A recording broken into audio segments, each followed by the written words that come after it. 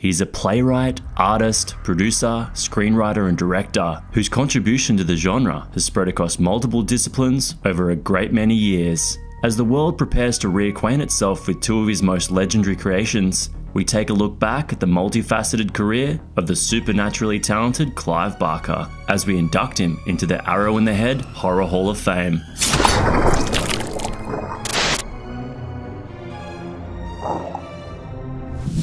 Barker was born in Liverpool on October 8, 1952. He would eventually go on to attend Quarrybank High School, following in the footsteps of another famous Liverpudlian. Don't start changing fucking reels in the middle of a take. It was here that Barker's involvement in the arts would begin to shine, as his interest in theatre led him to work behind the scenes on a number of plays, two of which he was the sole writer. These interests were further cemented when he took up residence at the University of Liverpool, where he studied English and philosophy. In 1978, he founded the theatrical troupe The Dog Company with his former school friends, some of whom would go on to collaborate with Barker on his later film work. One of these men was Doug Bradley, who would famously become Barker's leading man. The other notable face was Peter Atkins, who would grow into a successful screenwriter in his own regard. But more on that later. The life of a struggling artist was one Barker would navigate with varying degrees of success, occasionally dipping his toe into the world of male prostitution in order to simply make ends meet. An openly gay man for most of his life, Barker never shied away from subjects that were considered taboo, with themes of dark eroticism weaving their way not only into his writing, but also into the visual art that would often accompany his work. As interest in his theatrical work started to wane, Barker began to explore the horror fantasy genres in a series of novels. Most notable of these was his collection of short stories titled Books of Blood. Published in 1984, it received instant accolades from none other than Stephen King, who said of the book, "I have seen the future of horror, and his name is Clive Barker." By the mid-80s, his success in the world of literature would eventually attract the attention of Hollywood. Barker would write the screenplays for 1985's Underworld, followed by Rawhead Rex. However, when he was displeased with the end products, he decided to take the reins himself, directing 1987's Hellraiser.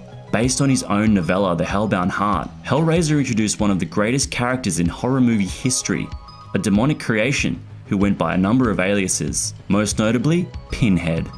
I am the way. Although it was Barker's first directing gig, he would look back fondly on the experience of shooting.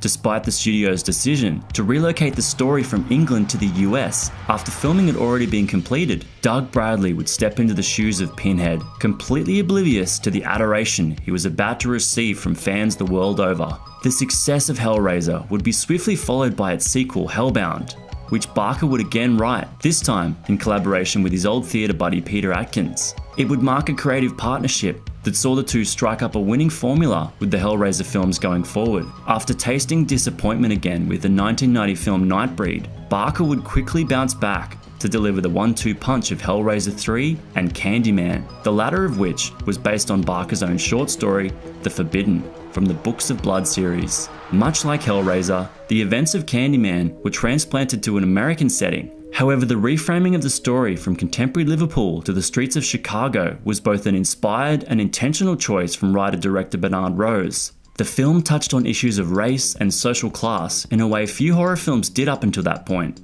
The success of Candyman and its eventual sequels, as well as the continued popularity of the Hellraiser franchise, further cemented Barker's status in the industry and gave him the clout he needed to slide into the director's chair once more for 1995's Lords of Illusion. Based on his own short story, the film marked the first and last on-screen appearance of Detective Harry Diamo, a character Barker spun off in several other pieces of his work. Lords of Illusion would also mark the last time Barker would direct one of his own stories, although he would continue to write and produce horror projects with regularity right up until the mid-2000s. Many of these projects were continued adaptations of Barker's own work, and were produced under Barker's newly created production company, The Midnight Picture Show.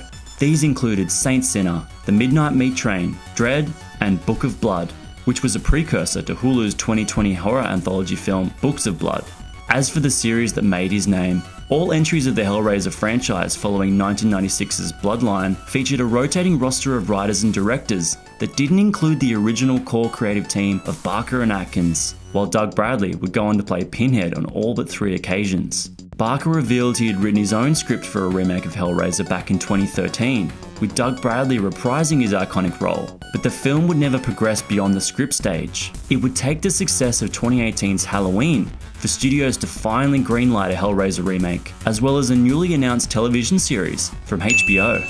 While many of the upcoming Barker-related film and TV projects might not directly involve the man himself, the introduction of both Pinhead and Candyman to a new generation of gorehounds all but guarantees that the influence of the great author, artist, and horror tastemaker will be felt for years to come.